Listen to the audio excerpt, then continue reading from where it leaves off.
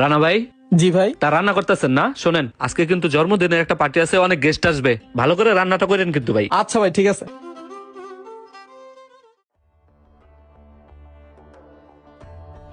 বন্ধু, আরে আলমগীর যে বন্ধু, তা 2 বছর পর আমার রেস্টুরেন্টে কি মনে করিয়া? আচ্ছা বন্ধু, তোর রেস্টুরেন্টটা মনে হয় এখন একতলা থেকে 2 তলা হয়ে গেছে, তাই না? না রে বন্ধু, আমি নিঃস্ব হয়ে গেছি বন্ধু।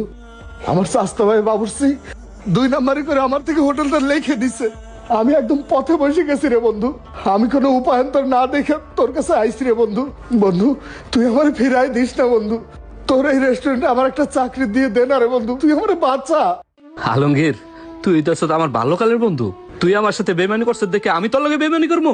এখন আমিও যদি তোর সাথে বেমানি করি, তাহলে তো তোর আর আমার মধ্যে কোনো ব্যবধান রইলো না, এতে বন্ধুত্বের অমর্যাদা করা হয়। আরে এই পাগল, তুই আমার এখানে কি চাকরি করবি? হ্যাঁ, আমার রেস্টুরেন্ট মানে তো তোর রেস্টুরেন্ট। তুই এনে বয় বয় বয় এখানে।